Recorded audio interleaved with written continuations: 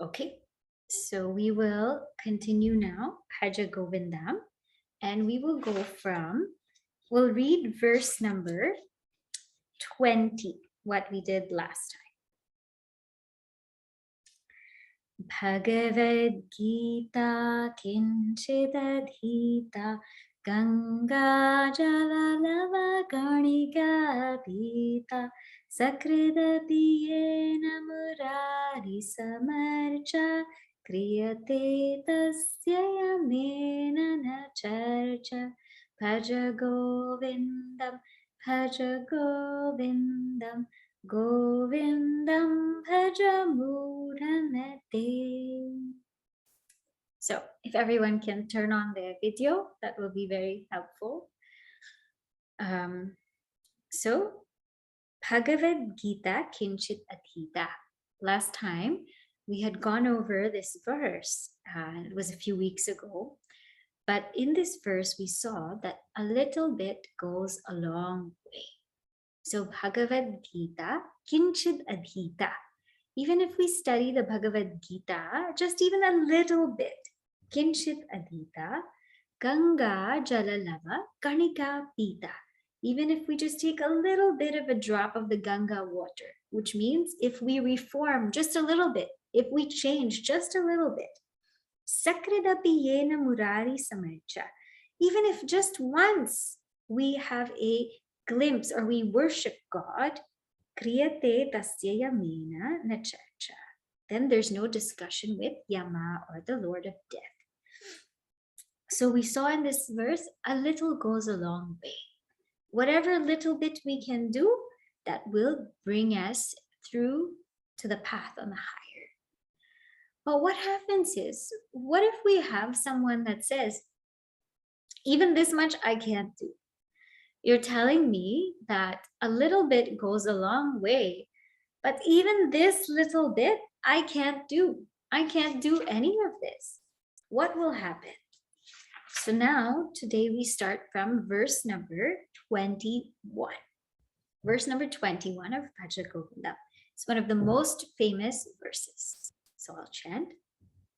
Punarapi jananam, punarapi maranam, punarapi jananam, punarapi maranam, punarapi janani jathare shayanam, punarapi janani jathare shayanam, ya samsare bahudustare, ya samsare bahudustare, कृपया पारे पाहि मुरारे कृपया पारे पाहि मुरारे पुनरपि जननं पुनरपि मरणं पुनरपि जनने जठरे शयनं य संसारे बहुदुस्तारे कृपया पाहि मुरारे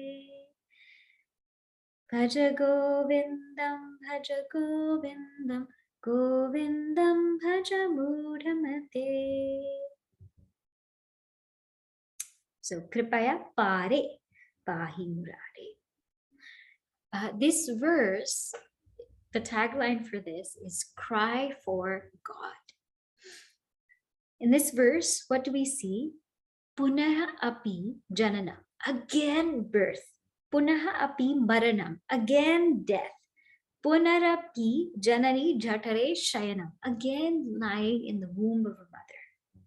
Iha samsare, this samsara, bahudustare, it's very, very difficult to cross. Kripaya apare, please, through your compassion, apare, this samsara which has no end, pahi, protect me from it, save me from it. Apare, Murare, Bhaja Govindam. O Murare, the destroyer of Mura, Bhaja Govindam, seek Govinda. So again birth, again death, and again lying in the mother's womb. This samsara process is very hard to cross over. Save me, Murari, through thy infinite kindness. So this comes in Bhaja Govinda at a very, critical stage. Somebody says, Bhagavan Adi Shankaracharya ji says, Gain that knowledge. Get vairagya, dispassion. Gain that knowledge so you can be wow, with or without, okay. Something happens, okay. Something doesn't happen, okay. Then the seeker says, I can't do all that stuff. So Adi Shankaracharya says, okay, just read a little bit of the Gita. Try to change yourself a little bit, transform yourself a little bit. So the seeker says, that much even I can't do. I can't do. So Adi Shankaracharya says, cry. Cry. Long for God. Cry here means an intense longing for God. It's like, let's say if we're hungry, we have the capacity to cook food or to warm up food or to go out and eat food. But for a baby, the only thing they have the capacity to do is cry for their mother because they don't know, they can't cook, they can't heat anything up, they can't go out, they're helpless. And so they cry. So in this verse, Adi Shankaracharya says, if we can't do anything, long for God, cry for God, want God. When was the last time we longed intensely for God? We longed intensely for this truth. When was the last time? Or was there ever a time? We are so stuck in this samsara. We're not able to long because we're longing for the world. And he says this samsara is so hard to cross over. What is this samsara which we've become so caught up in? So let's see through a verse in Vivekachudamani, and then we will see some other examples. When we look at Vedanta, samsara is compared to sometimes a tree because it just keeps blossoming. Sometimes it's compared to an ocean because we can't even find the end of it. We're struggling to get by. We can't find the end of it. And sometimes samsara is, is a cycle. It's likened to a cycle because it just keeps going on and on and on, keeps going on and on and on. And so in this verse in Vivekachudamani, it says, samsara is like a tree. And I'll read and I'll explain. Bijam samsriti bhumijasya tu tamo dehatmadhirankuraha. So now imagine we're getting to a tree. The bija or the seed of samsara is ignorance. It's ignorance. That's the seed of samsara, it's ignorance. And then dehatmadihi ankuraha, the sprout. So whenever there's a seed, there's a little sprout. The sprout is the identification with the body, not just this gross body, the identification with the physical gross body, the subtle body, the mind, and the causal body, the vasanas. So the sprout is that we identify or we take ourselves to be these limited bodies. That's the sprout. And because we do that, Raga Pallava Bambukar Matuvapuhu Skando Savashakika. Raga, the desire is Pallavam. It's the little leaves. So once it sprouts, there's little leaves. That's desire. Because we identify with the limited in us. We think we're the body, the mind, the intellect. So desire sprouts up. And this desire to be something. I want my body to be something. I want my mind, my intellect, my personality to become something. All of these desires start cropping up because we don't realize we're already fullness and completeness. And then what happens? The desires, they get watered. Ambu karma, they get watered by karma. So the leaves grow bigger and bigger because they're watered by action. And what happens is we form a tree. Vapuhu skandaha. So the body becomes the trunk of the tree. A body starts to form and we get the trunk. And then the branches, shakika, are the pranas. So it branches out, and what branches out are the pranas, the 5 pranas that we have, because they all go in different directions, right?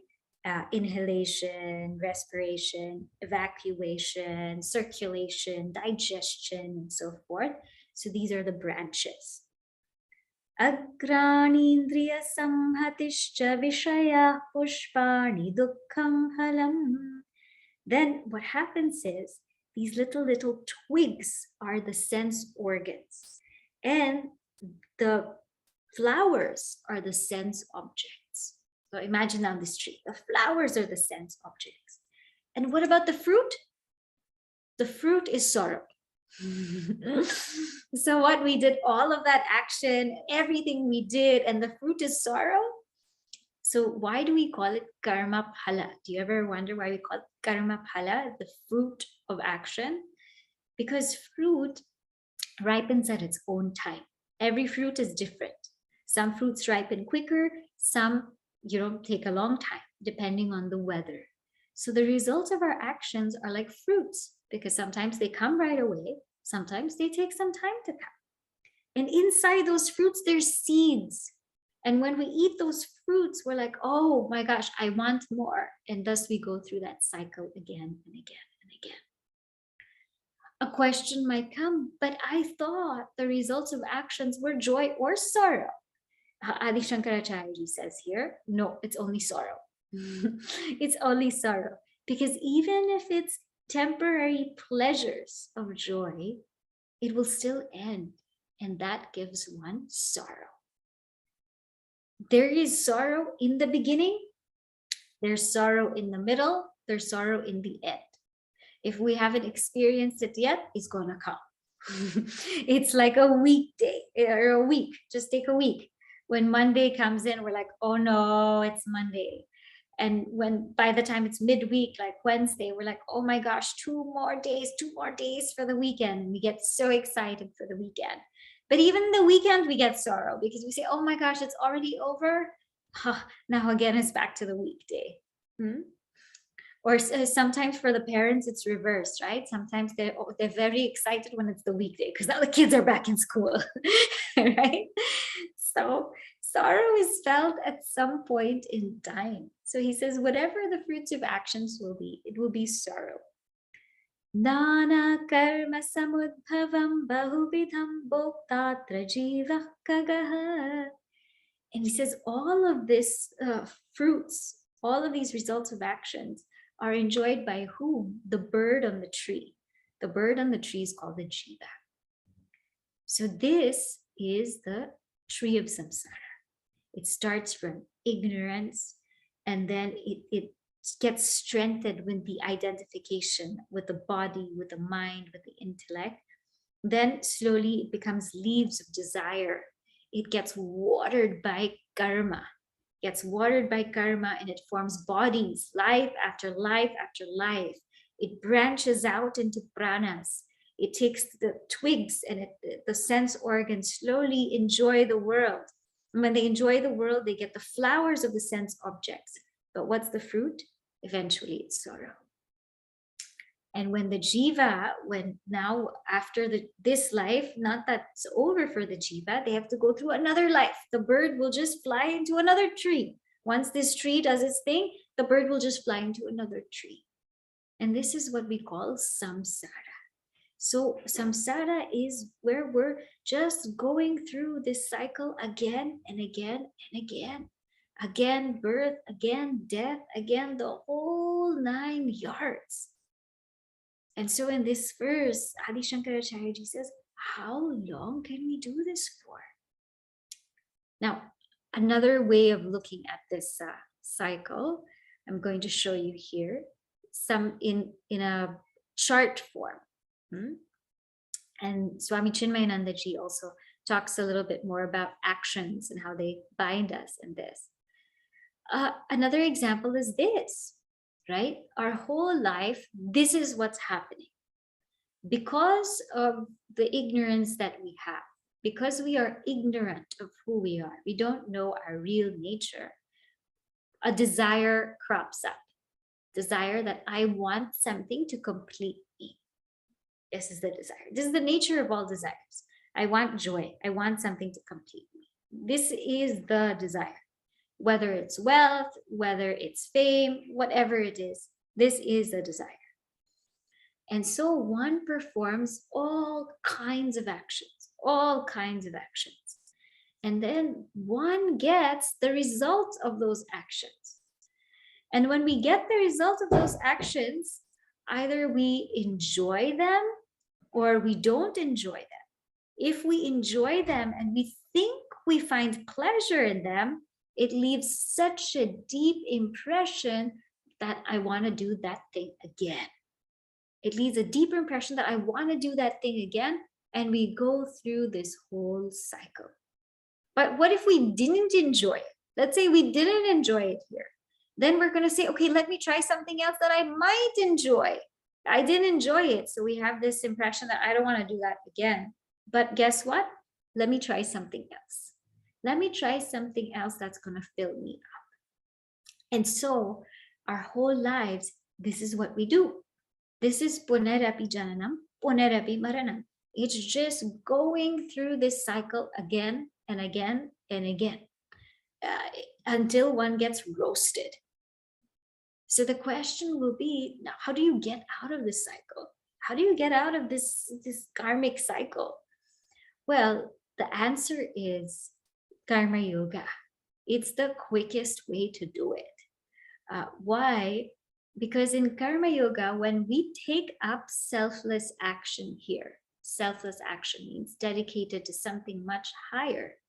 And this is as simple as doing our dharma. This doesn't have to be go volunteer at some place. No, this means do our duties where we are, whether we're at home, whether we're the workplace, whether we're somewhere else, do our dharma. That itself is karma yoga. And once we're established in that, we can serve the community, serve the nation. So do our dharma, selfless, dedicated action, and accepting the results, whatever they are, just accepting it and being okay with it. When we follow this, what happens is we gain some purity of mind. How do I know the mind's becoming pure? Because we don't want to be part of this cycle anymore. We're like, enough, now I'm out. We start desiring the higher. We start desiring truth. We start desiring God. We start desiring something deeper. And this absence of desire for the world, which is called vairagya, but at the same time, bringing in desire for God or truth, which is anuraga, that comes about in a seeker. That's called purity of mind. Purity of mind means now I don't have any more desire for the world. I have a desire for something much higher because I've lived through it. I've gotten roasted here. I don't want to go through this again. Imagine if we have to go through our lives again. And that's what brings us out of this cycle. This absence of desire for the world, or vairagya, brings us to knowledge. It brings us to the field of knowledge. It brings us to a place and space where we can understand knowledge and understand who we truly are. And when we do, then that's moksha, that's liberation. When we understand who we are, that's liberation, that's exit. And so the ardent prayer is for this. Please help me get out of this cycle of samsara. So the person who's praying here is tired, is beaten up. We'll read the prayer in page 83 of the book by Puja Gurudev Swami Chenmayananda. And we'll just see the feeling of the emotion in this prayer. It says, O destroyer of Mura, Lord Krishna, save me, help me, please, is the ardent prayer unto him, and seeking his feet of love is the only way out. And even here, what right have I, the slave of my own passions, the non-believer all these years, to seek his help now? True, I have no faith to meet thee. O Lord, I have nothing to offer thee except my own tears. I have nothing to claim for myself except the fatigue of my indulgence the stink of my selfish acts, the sweat of my passions, and the cords of my attachments. In fact, I don't deserve to be saved. Yet, Lord, I am tired, beaten out completely, exhausted thoroughly, repentant fully, helpless wholly. I surrender myself to thee and thy grace. I claim a hearing and expect help from thee. Art thou not the ocean of kripa or grace, of kindness and love? Art thou not the destroyer of the demon Mura? Won't thou in thy kindness take pity on me and once more destroy the old enemy Mura in my bosom, the bundle of my own wretched vasanas? This is the prayer of this seeker that I can't even pray. I can't do japa. I cannot study Vedanta. I cannot do anything else, but I can cry and I can long for you.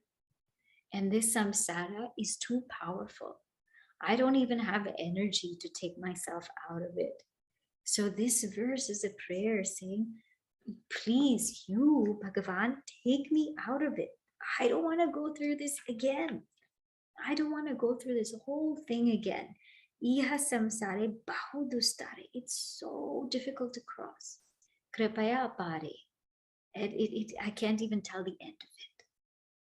I can't tell where is the beginning, where is the end. Pahi murare. Please save me. So this is the emotion with which a seeker seeks, a seeker longs. Sometimes we think that God doesn't come. How many times have we called God? But God doesn't come. And the thing is, have we actually called God? Right? How have we called God? Have we called God truly, deeply, with complete emotion? Like how Draupadi called God, how Yashoda calls God, or Shabari calls God, or Arjuna calls God. Have we done that? There's this one story, which is one of my favorite stories. There was a Brahmana, and he had his son, and many people used to come to him, for their problems and to seek counsel. So many people used to come to him to seek counsel, and he used to take care of them. And he used to always advise them to chant the name of God. And so one time he went out in the morning, he went out to do his normal routine, went for a bath in the river and everything. And his son was there. So someone came to see him. And the son said, my father's not here, but when he comes back, I'm sure he can help you. But this person who was there said, I'm helpless. I don't know what to do. You have to help me. I don't even think I can wait. I just need help. And so the son said, now what do I do? And the son thought, okay, I'll just tell him what my father always tells. So the son told this person, all you need to do is to chant the name of Ram 3 times. Just chant Ram, Ram, Ram. Just chant the name of Ram 3 times and you'll be okay. And so the son, let the person said, okay, and the son let him go. And when the father came back, the Brahmana came back, the son told his father, Dad, somebody came to see you, but you were not here. He was very, very troubled. I asked him to wait, but he wouldn't wait. So the father said, now what did you tell him? So the son said, I told him that you just chant the name of God. You just chant Ram, Ram, Ram 3 times and everything will be okay. The father got mad. He said, why did you tell him that? How could you tell him to chant the name of Ram 3 times? And then the son was puzzled. The son said, why? It's the name of God. The father said, don't you know that it's Sri Rama's name? Once is enough. Once is enough. As long as you call with all your heart, Ram, once is enough. And the son kept quiet. That's what it is, right? We do all of these things, but do we really long for God? Or do we long for the world? Sometimes we're in a space where like a pendulum swinging back and forth, world and God, world and God, world and God. And we just get so lost. But have we called God? Some people might say, but I want to call God, but I do have family and obligations. That doesn't mean you can't call. That means you should call.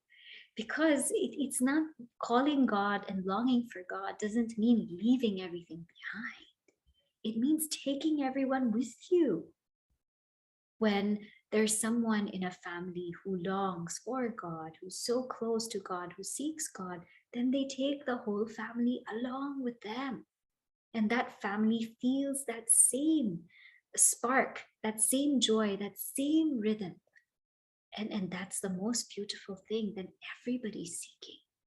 And everyone's life is enriched.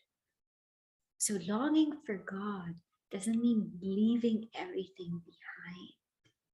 Longing for God, crying for God means taking everyone with you and enriching their lives as our lives are being enriched.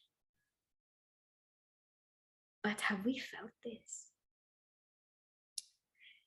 There's one other story that I'll share so you can see how a parent's longing passes on to the child. There's this one Alvar. Alvar is a saint, a Vaishnava saint. There's a tradition of Alvars, and so there's one in particular. His name is Vishnu Chittar. This Vishnu Chittar, he was not married, and he was very intelligent, very wise, and he worshipped God. He worshipped God all the time, and he used to think that Sri Krishna was like his baby, his child. And so he had such devotion. And one day, by his garden, by the Tulsi Grove, he saw a child there, a young girl, young baby girl. And all of a sudden she was there. So he took that child and he brought her up and he called her Kodai. And he brought her up. And because he was so devoted and loved God and was very, very much in tune with God, the child Kodai, she grew up like that. So instead of chattering away and gossiping away, her mind would always be in God. And there was a particular form of God, Ranganatha Swami, whom she really enjoyed. She enjoyed worshiping him. She loved him.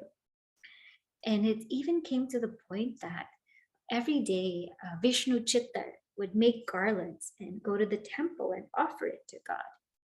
But what Kodai would do is, in the morning, before her father would get to the garlands, she would take the garlands and wear them and pretend that she would be with God, take them out and then leave them. And her father would never know. But one day, when her father went to the temple, he saw that there was a strand of hair in the garland. And he felt so ashamed. He felt so ashamed that he threw that garland away and he got another garland. And he got another garland and he said, I'm going to go to the temple. But that night, in his dream, Bhagavan came to him and said, why did you throw away that garland? I only want that garland that was worn by Kodai. I miss the scent of her hair. And when the father woke up, he had tears in his eyes. He said, I thought I was devoted to God, but look at my daughter. I didn't realize this. And so ever since then, he would take only the garlands that were offered by Kodai. And this Kodai later came to be known as Andal. So this is what happens. Yes, there are some people who extremely long for God and leave because they have that capacity to do so, like Adi Shankaracharya ji, who is a child. But there are also people who long for God who take everybody along, like Vishnu Chittar and Andal.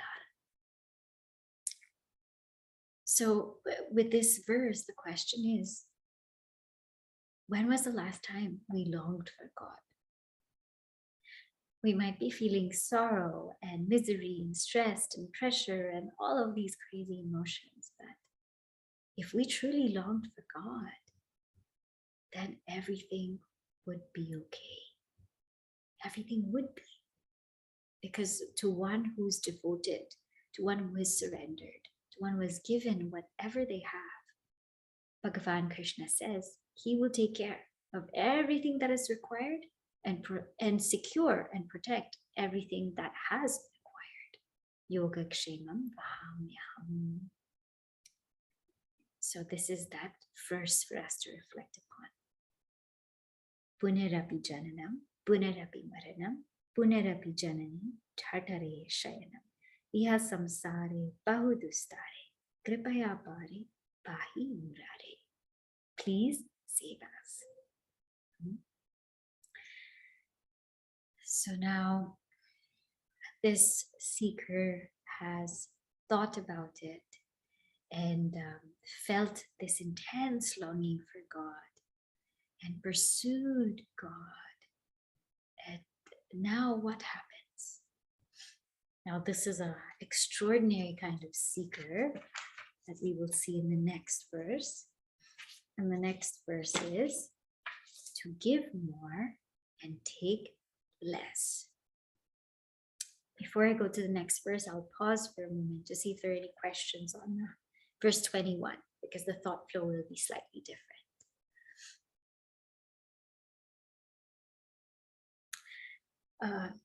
We'll go now to verse 22, and the caption in verse 22 is, give more and take less. So verse 22, Ratyar charpata virachita kantaha, Ratyar charpata virachita kantaha, Punya punya vivarjita pantaha, Punya punya vivarjita pantaha, Yogi yogani yojita chittaha, Yogi yogani yojita chittaha, Ramate balonmattavadeva, Ramate balonmattavadeva, Ratyar charpata virachita kantaha, Punya punya vivarjita pantaha, Yogi yogani yojita chittaha, Ramate balonmattavadeva. Bhaja Govindam, Bhaja Govindam, Govindam Bhaja Mudhamate. So this verse says, Rathya means on the road, Charpata, they're old pieces of cloth. Virachita Kantaha, Virachita, they are made of Kantaha, quilt. So Ratyar Charpata Virachita Kantaha. Punya apunya vivarjita pantaha. And the path, one who walks the path which is devoid of punya, merit, and apunya, demerit. One who walks the path where vivarjita, where merit and demerit has been left. That yogi, that sage, yoga niyojita chittaha, whose mind is niyojita, perfectly enjoined in yoga, Ramate, sports, as a balaha, as a child, unmatavat, or as a madman, Bhaja Govindam, Bhaja Govindam, Govindam Bhaja Murmate, seek Govinda, seek Govinda. The yogin who wears but a shawl, who walks the path that is beyond merit and demerit, whose mind is joined in perfect yoga with its goal, revels in God consciousness and lives thereafter as a child or as a madman. So what happens? What happens after we gain knowledge? Do we become crazy? A little bit, yeah. So what happens? So he says, Ratyar Charpata Virachita Kantaha, the one who just takes whatever is required. This is literally a person who, there are people like that. They just make cloth out of whatever they pick up, they stitch it together, and that's what they wear. The idea is that they take minimum from society. They take minimum, but they give maximum. They just take whatever is required for them to live, but everything else they give. Someone might ask, why would you want to, be in this thing? Why would you want to give more and take less? Why? So the first thing is that when we take more, there's a sense of obligation. Someone gives us something and we take it, they expect something back. Nothing in this world is free. Even if they say it's free, it's not free. How many times we've gone on a website and they said it's free, and then you click on it, they're like, okay, with $9.99 per month or something like that. Nothing in this world is free. So whenever we take something from someone, there's that expectation. They think, okay, now what are you going to do for me? What can you do for me? And if we take so much from that person, they can even use it against us, that I've done so much for you. Now, what are you going to do for me? I need this favor so you better do it. So then it can even lead one to compromise because they feel that they owe someone something. So Gurudev always told us, he always said, in his writing, wherever you go, whoever you meet, give more and take less, so that we're never indebted. We don't have this feeling of I owe something to someone, like a burden. I have to give this to someone, I have to give that to someone. Just said, give more and take less. So there's that freedom. We're not bound by anyone's words or by any obligation, because we've given. And it also means that actually when we give more, we actually take more. People think that when we give more, we lose out. But that's not true, because when we give more, we are so much more enriched. When we give our wealth away, we have the ability to attain punya or merit, or we have that merit of being able to do charity, to help someone. That's a punya. When we share our talents get more enriched. When we share knowledge, our knowledge gets more enriched. So everything that we share, everything that we give, it actually makes us take more.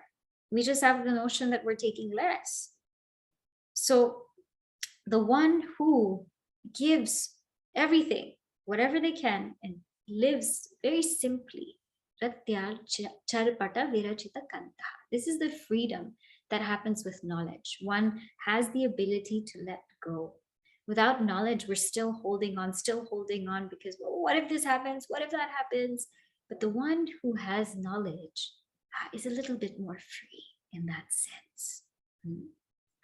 Pratyar charpata virachita katha.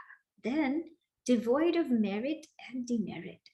So now, because the person who has gained knowledge has now risen above their ego notion, there is no merit or demerit. There's no fear that I didn't do this, so I'm going to get punished, or I want to do this so I can get more merits and, get my mind pure, etc.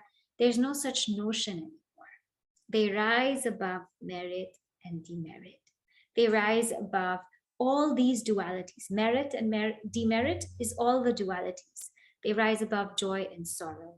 They rise above praise or blame. They rise above anything that's happening, noise and silence. They rise above all realms of duality. Because sometimes we get so stuck in one realm that we only like it when things are calm and quiet, or we only like it when things are done a certain way. So that's also bondage, because things will not always be that way. So one who is able to rise above these dualities in life, punya vivarjita pantaha, and one whose mind is ever reveling in the self, yogi yoga niyojita chittaha. How does this person live? Ramate, they revel like a child and like a mad person.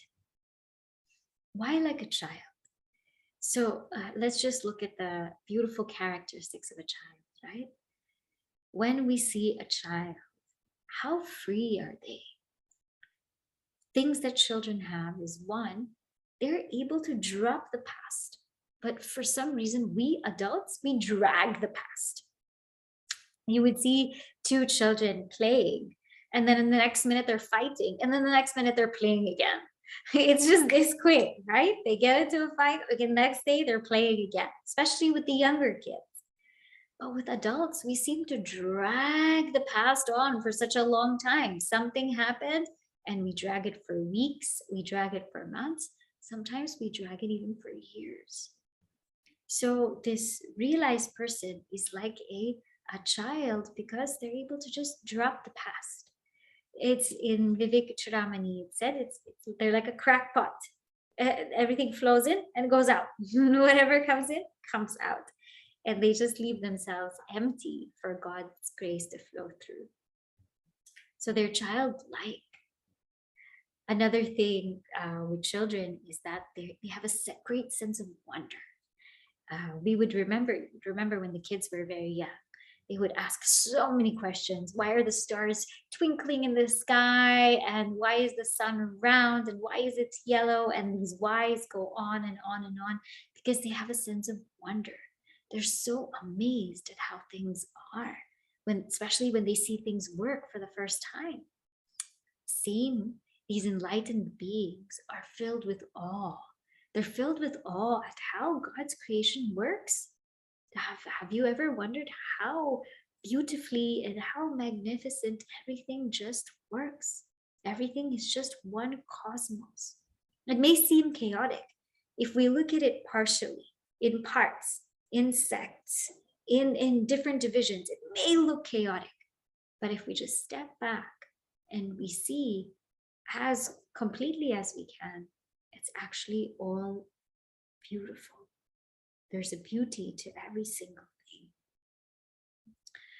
And so they have that sense, that ability to wonder. What else we notice about children is that children are very easy to please. We give them a chocolate and they're okay. We blow them a bubble and they're fine. We tickle them and they laugh.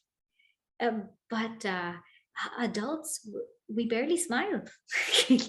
We're very hard to please, right? We're very hard to please. We have so many, requirements. But an enlightened being is very easily touched, very easily touched. The only thing that pleases them is the name of God. And that's it. That much is enough. So they are easy to please like a child. And also, children have the ability to laugh at themselves and make a fool of themselves. Children, when they eat something, they get things all over their face and they laugh it out. They're not so conscious that, oh my gosh, I have to wipe it out. They laugh it out. They run around with it and they're completely okay. They have the ability to laugh at themselves. Somehow, we've also lost this ability to laugh at ourselves, to laugh at whatever shortcomings we have. But an enlightened being is able to just laugh it off also, because they know that this all is a play. So even those grave, grave, grave things, they have the ability to take it very lightly. And that's why it is said that Sri Krishna, he was the ruler of the world, and he had the crown, but his crown was the peacock feather. Means even if he ruled the world, everything was so light, like a peacock feather. It didn't weigh him down. It didn't weigh him down because he obviously had this knowledge. He had the ability to take everything lightly as a play. And so in this way, we find that enlightened beings are like children. Children are also spontaneous. All of a sudden, they'll just, especially the young ones, they'll just come and give you a hug. And then they'll just, from nowhere, we wouldn't even imagine, they'll just come and do something. Enlightened beings are like that also. They're quite spontaneous. It is said now in the story of Anandamayi Ma just one day, all of a sudden, she says, let's go to this place. Let's go to this place, Siddheshwari. And she calls everyone. She says, okay, let's go to this place. And they go there. And right, the place where she said, there was a Durga temple that was almost inaccessible. And when they later dug that temple and they found more of that temple, it is said that Adi Shankaracharya ji used to do penance there, do austerity there, and lots of great saints and sages were there. And so that was a very holy spot. And just spontaneously, she said, let's do that. Let's go there. And when they reached that spot, they realized what it is. And that actually became her first ashram. So sometimes we'll find that these enlightened beings, they're so spontaneous. But in their spontaneity, there's so much beauty. So many things just happen, you know? And so they're like children. Then it is said here, they're also like intoxicated people. They're talks like madmen. Why is that? Who is a mad person? Who's an intoxicated person? An intoxicated person, right, is somebody who they see something we don't see, and we see something they don't see, right? If we've noticed, and anybody who's drunk, they have some hallucinations and they're seeing something else completely different from what we see. And what we see, they definitely cannot see.